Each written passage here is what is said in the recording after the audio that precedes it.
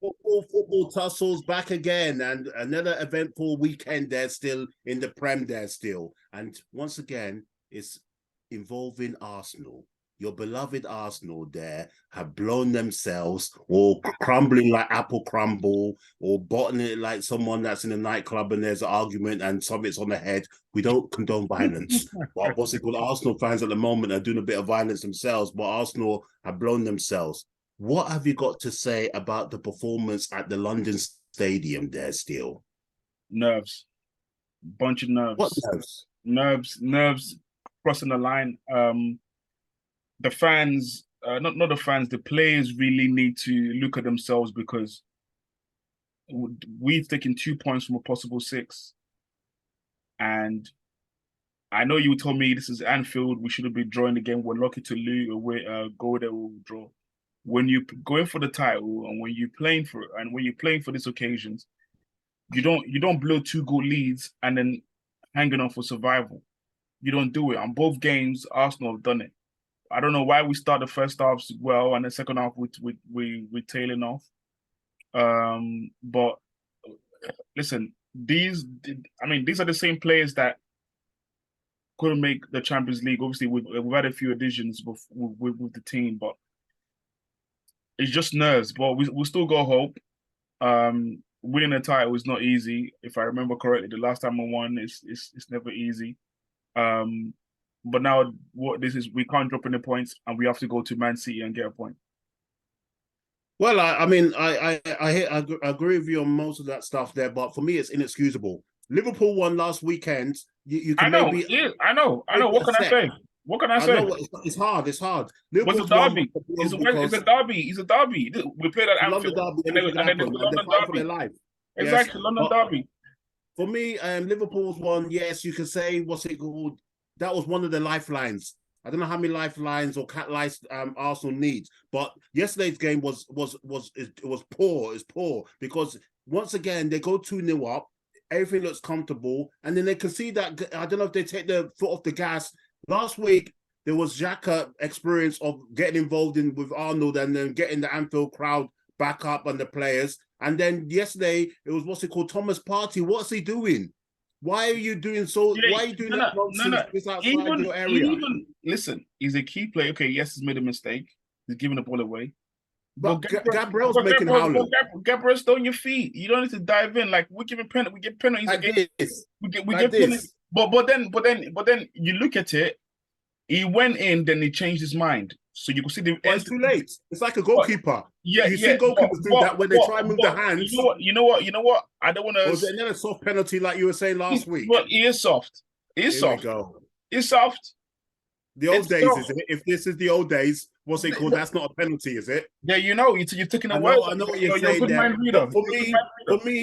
For me, contact was made.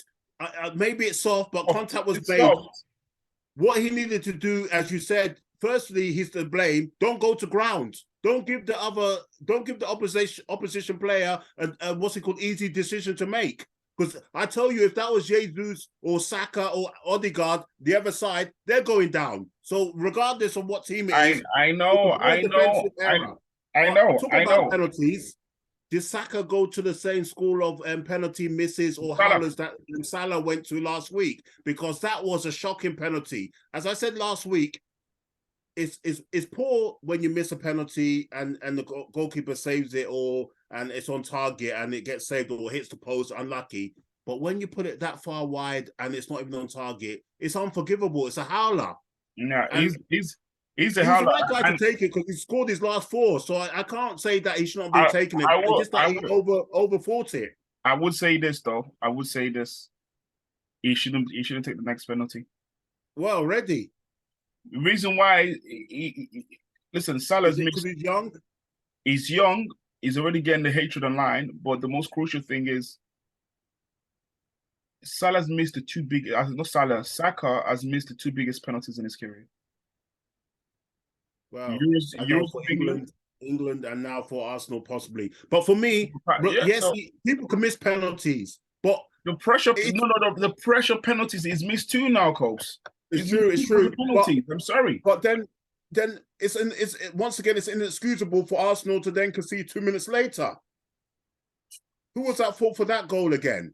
The marking was poor. It was Gabriel for both because the through side, man. It was just poor. There you are. For me, it shows you how big a loss Saliba is at the moment. I thought the injury was only going to be 1 or 2 games or whatever. It's got like a mysterious back injury. I don't know what's going on. And there's hardly any talk of when he's coming back. I'm just trying to check when he's going to be back every time next week. But anyway, Arsenal, they need to they need to wake up, because we talk about the Man City game where it's still the title's still in their hands. But that's now 2 games, as you said, back-to-back games that you've been 2-0 up and dropped points and finished 2-2. That next game, forget about Man City. The next game against Southampton, it has to be a win. Oh, listen. Maybe don't even go 2-0 up. Don't even go 2-0 up. Go 1-0. Close the shop. Because if you go 2-0 up, next minute the Saints come marching on. So what's it called? Don't go 2-0 up. That's a jinx now. I know there's some people that have got a jinx of what is it 3 or is it 7 in the fantasy league or whatever it was. But what's it called?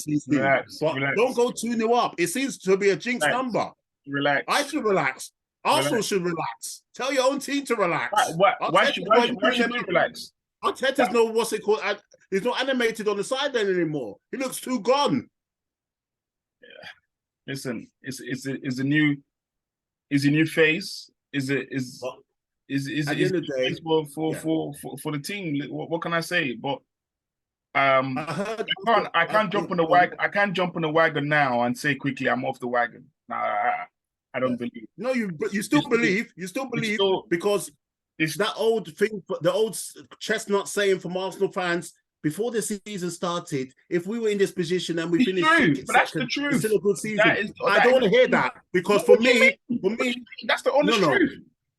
The honest truth is, yes, before, but when you come to the end of March and middle of April and you're 6 or 7 or 8 points there, you win the title. That's rubbish. Regardless, keep saying it's rubbish. Nonsense. Stop speaking on the camera. Listen, I'm hearing what's it called that next season. Listen. Next season what? What's next season? There's no guarantees next season. No, there's no guarantees next season, but I'm just saying we're still in the fight. We're still in the fight. We're still in the fight. If they need to avoid defeat against Man City, that's it. Or beat Man City and then win the remaining games. But first things first, as I said, beat Southampton. We'll see how it goes anyway. A good point there for West Ham. Getting a nice to try and sport throw the bubbles in Arsenal's throats there for them to choke. But yeah, well done, West Ham. Moving on to your other North London neighbours. See, when there's no VAR, they can't win. Spurs. They were rightly beaten. They were rightly beaten by Bournemouth. Bournemouth was both of our tips for for relegation. But Bournemouth have done brilliantly to start picking up these points. 3-2. You see, 3 Yeah, 3-2. Yeah. And then 2 late goals. They equalise Spurs to bring it back to 2-2, where you're thinking that possibly they could go on to win it. And then Huddersfield, the most expensive flop, it's a great chance at 2-2. And it all went down the other end, and then the rest is history there. Bournemouth are rocking back to the Dorsets. Or funny thing you said that, because once I saw 2-2, I said, well, game done. I quickly flicked away. And next minute, it was 3-2. I couldn't believe it. But anyway, good for Spurs anyway. At home. Good for Spurs. The Spurs player, they're on holiday. The season is the season is done for them. They ain't gonna make top 4. They look like they don't want to make top 4. Conte was right. Conte saw the character in the team. I said, but then you don't half of the team from the midfield backwards. It's like at Spurs, you can't even look back, because half of the team backwards is just poor. When you look back, it seems it's like a horror movie where you look back, you die. It's awful at Spurs. The players in midfield and the back is just awful.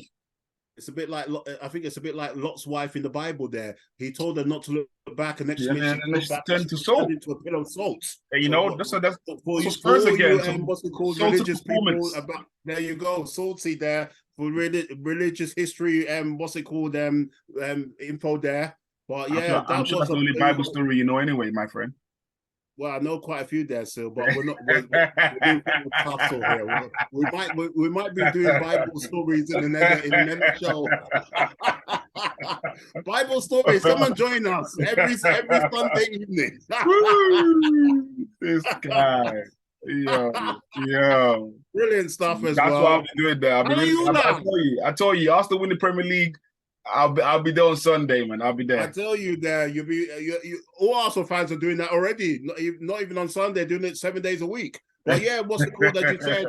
For me, you have to blame Daniel Levy once again. We won't stay too long on Spurs, but for me, as I said previously, when you sack a manager, you have to clear out his backroom staff as well. How can you have the guy the same philosophy?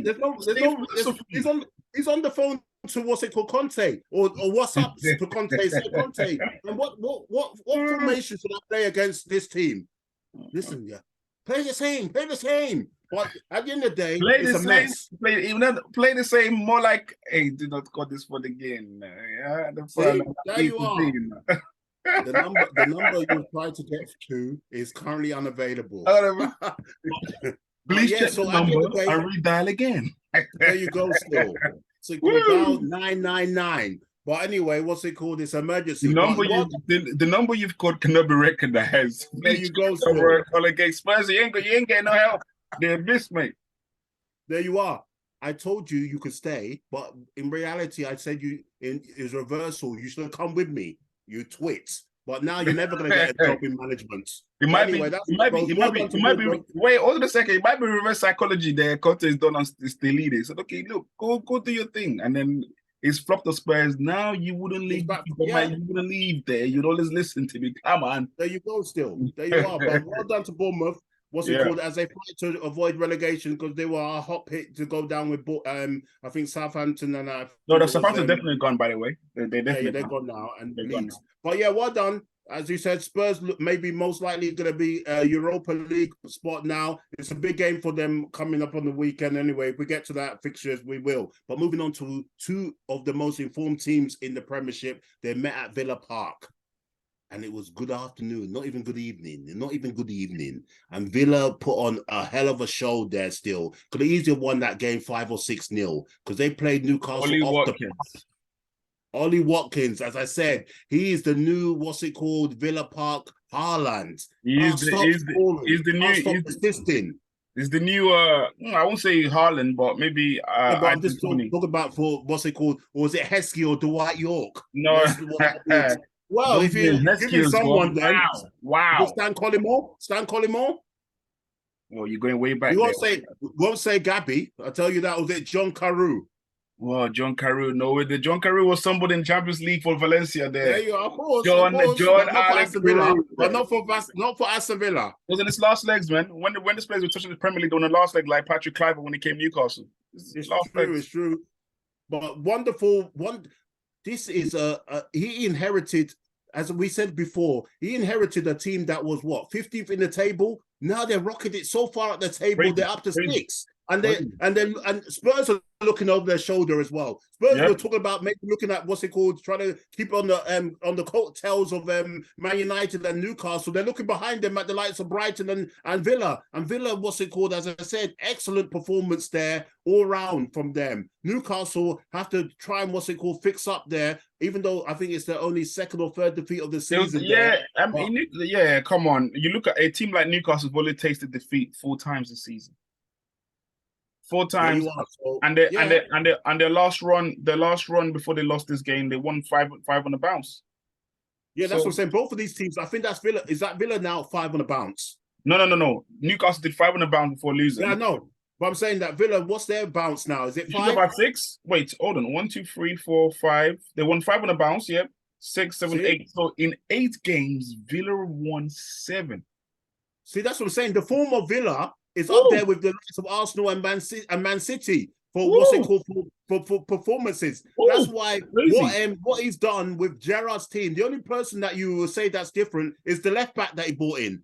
It's virtually the same Gerrard squad. Yep. Yeah, apart from Moreno, who else is different? He's brought back Ramsey and he's brought back McGinn, and he's got the best out of them. He's got the best out of Ollie Watkins. For Yep, me, and he's we and talked he's about and he's last week that and he's if dropped. there's an English squad being picked tomorrow, Watkins, if he doesn't get in there, Oh, it's Southgate's a travesty. clown. But we already know he's a Yeah, clown anyway. yep. But well We done know, to we all what's know it what it called? is. But well done, Villa. Definitely what's it called up there for Europa League spots. What's it They're called? fighting for Definitely that. They're that'll be fighting. a wonderful season after the way it ended with Gerrard in mid-season. But yeah, Newcastle need to reboot and then get ready for their big game on the weekend there still against Spurs. So moving on, Chelsea. The only good thing that Chelsea did in this game was actually score because it had been over 4 hours since they last scored a goal. So that Awful. was the only good thing that they could do. We all knew that they were going to lose. I had this down as 2-1. What's it called? I'll be honest, I had it down as a Brighton win because anytime Brighton play now, virtually now you're always going to put Brighton home or away to win, depending on obviously if it's Man City or something, then maybe a bit different. But virtually against the rest, you put Brighton in the hot seat. What's going on at Chelsea? I don't know. Under Lampard? No change. It's even worse, isn't it? Listen. I think one of the Did things. you see the lineup? I saw the lineup, the change in lineup. Listen, one of the mistakes Chelsea made was when he got appointed, when he bought the club, he got rid of all the backroom staff and the director of football. Romans people. He didn't want Romans people at all. Yeah, what he could have done was at least kept one or two, like at least the director of football, to give you an insight of the current players, because you've bought so much players, you've stacked so much, but the team still got deficiencies, which is there's no proper striker because you're not playing with a proper striker. There's no and you need another central midfielder. Only Enzo ain't gonna solve it. You need another central midfielder, and then the recruitment. So what they be spending the money on then? How can you 600 million, no strikers? You're saying that they need another central midfielder. So why the hell is all this 600 million is no chicken change? I tell you, 600 million is like 3 or 4 transfer windows for some teams, and that's the top teams. For the new owner, he was given 326 million to managers sacked under how many games? So what was he doing? American football drafts and all these trading from here to there. He got excited. And the thing is, what certain managers are doing, which Potter has flopped and Lampard is doing the same.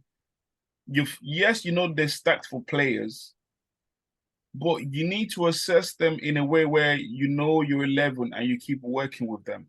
Because 1 minute you're changing formation, not only you're changing formation, at least change the players. At least change the players, but stick to the same formation. You're changing players, you're changing formation. Same thing Potter was doing. Now Lampard is doing the same. All over the place. So all over the place. All over the place upstairs. All over the place on the pitch. All over the place in the changing room. Am I playing with you, Trevor Chalaba? No. What's your name again? Oh no, Simba. No, Koulibaly. No. I'm Conor Gallagher. I play every time. What's happening? They're all poor names. It's crazy. And maybe we need to check it later and see who's bought more players, Chelsea or Nottingham Forest. I think Nottingham Forest might win that one, but yeah, I think they're still winning that. Just about still. But at the end of the day, for me, Chelsea's season will end. It's even though it's already virtually ended already. It will end. Is it tomorrow or when they play? I think it's tomorrow when they play. Madrid. Or Wednesday when they play Real Madrid. That's when the season's over. And then Chelsea next season? There's no European football unless there's somehow kind of a miracle for them against Real Madrid, which we don't see it happening. But plaudits once again to Brighton. Brighton and Villa lighting up the Premiership there with their performances, especially Brighton there. What's it called? Danny Welbeck, all about the years there still. Yeah, still showing that he's still got some quality to bring to for Brighton when needed. The young player that scored what a goal he scored. A guy what's his name? Cisco. What a finish. Even if we put 3 goalkeepers there, that's a roofer there. Clean strike. But yeah, Brighton keep going, and it's gonna be It's whatever happens. It's been a brilliant season that this guy is taking them. To a higher echelon, as they say, and they're still in the FA Cup, and they will give Man United a run for their money on the coming weekend anyway. Still, but then let's move on to a few other games, like the game today. Liverpool there. Liverpool. That's what that's why you're excited. That's why you've come on here No living in the excitement, gap. no excitement, no excitement. This is what club does. You go for the bad one and it gives you a crazy scoreline. Like how you when you beat Yes, true, true. 7. For me, You what's it go called? for the bad one and they For give you another me, crazy scoreline. For me, what I was happy about was obviously the performance was wonderful there. It was great to see the front three all score. Gakpo, Jota finally score after over a year without scoring. Salah getting a brace, Jota even getting a brace. Gakpo scoring, as I said, and then obviously Nunes coming off the bench and scoring. Arnold, having an excellent game there still. But once again, as I said, performances like this, Liverpool should be doing. Maybe not scoring 6 or whatever, but against these kind of teams, even home or away, Liverpool should be doing it. But what it shows for next season, because we won't stay too long on it, because a few minutes, or even that, what it shows is that if Klopp can get the midfield and maybe like a 3 midfielders, new midfielders, because you need wait, hold on a second. You need three new midfielders, you're saying? Yeah. Oxlade-Chamberlain's gone. What's it called?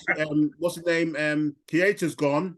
Henderson, the legs are gone. What's it called? Milner's an old man. Thiago can't be trusted because he's injury prone. Fabinho looks like he's old but can still be used. So I would say 3. What about Curtis Jones? Curtis Jones is all right. He's a squad player. Okay, what about Bestetic? He's all right. He's a squad player as well still. But just like Liverpool are top heavy, we need to be midfield heavy with quality. That's what Liverpool need now. They don't need to do anything at the front. For me, the midfield, and then maybe get a right back and a centre back. So those, for me, 5 players in the summer transfer window. As for Leeds, my God, is it 3 managers they've had this season, or is it 2? Whatever it is, they conceded 11 in the last 2 home matches. What's it called? 5-1 against Crystal Palace and now 6-1 against Liverpool. What did you say about Garcia?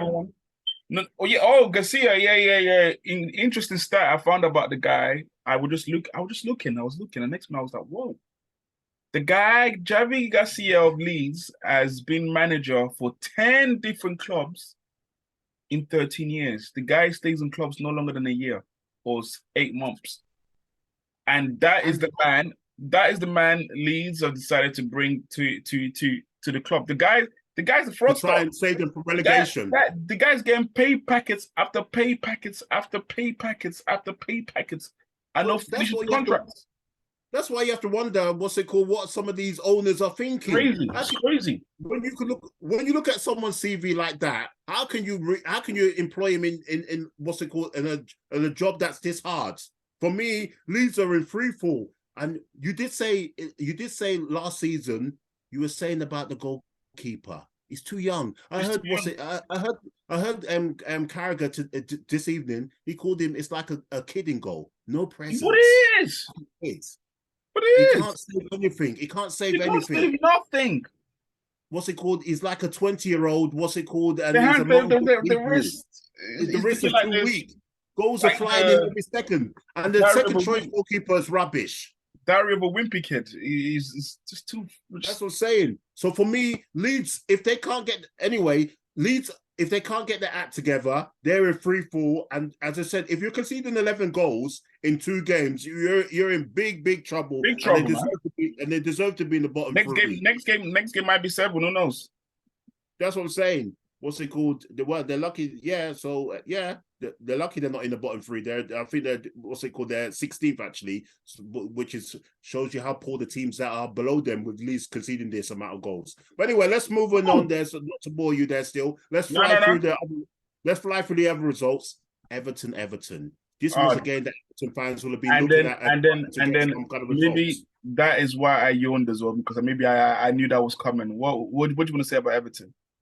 All I can say is that this was a kind of a game that Everton would have looked at, because you're at home. Even I remember Fulham, I think, were in free fall because they've lost 4 on the bounce. Yeah. You'd have looked at this game as possibly where you could maybe sneak a win, and they blew it. And they're in big trouble. I didn't see them beating Fulham. I probably at best a draw. Yeah. Okay, but I mean, good for Fulham to get back on the on the bike there. But that's a poor result. When you're fighting relegation, you need to. At home games are very crucial. Yeah, they're vital, man. Those are where your points are won or lost. So that's vital, definitely. And then we move on to another team that we've already take the bookies have taken their say there's no more bets on them. Southampton, their Palace, and this is the same See Vieira. They snaked Vieira, man. Play Izzy. They snaked Vieira. Well, he snaked himself as well because he wasn't playing this guy Izzy, was he? Eze, he was playing Eze, but later on, no, he was always coming off the bench. If you check majority of the games that Vieira managed there, he was coming off the bench. But anyway, unfortunately, that's football. Regardless, new manager bounce. In the space of 4 months, you can't get a win. That's what went against him. Moving on there. I mean, Southampton have gone. Palace. Just to say, Eze and Olise. Oh yeah, good link up. Good link up. Yeah, I'm just looking at. They're not even missing sour face. Zaha. That no. You look at Eze scored about. Listen, 4 goals in how many games? He's picking up form. Just checking it. So well done to him. Then we talk about quickly fly through Wolves there beating Brentford. I think the Bees got stung by the Wolves there, whatever you want to call it. The Wolves bit the Bees' wings off because that was a poor performance. Brentford would have got something. They're a bit shaky the last couple games. Brentford, Brentford could go and play Man City and get a point, and they actually could beat Man City. That's how good Brentford could be sometimes. And on their day, and then when they offer, you beat them easy. There you go. And then obviously, we're moving on to Man City formality win over Leicester, and Haaland getting 47 goals in all competitions. I think it's equal with Salah there with the most goals in a single season there. He's gonna break anyway, so he's gonna break. Yeah, obviously for me, there's records to break. Is the one now also with Alan Shearer and Andy Cole for a longer season there. Also, there's possibly is he gonna get to 60 goals in all competitions. It's just free for all. He's a freak. And also Pep's keeping him hungry by taking him off at halftime and say that, listen, I know you could have gotten a hat trick, but we have to think about other games as well and stay hungry. But yeah, I think Pep played with fire because he took off those key players, and Leicester City could have scored. Yeah, they hit the post and stuff there. They hit the post. Madison was clean through. They could have blown it in those last few minutes, and listen, Haaland is a freak of nature. There you go. Still, definitely a freak of nature there. And then moving on to them on Sunday, there, Forest, Man United, a formality win for Man United.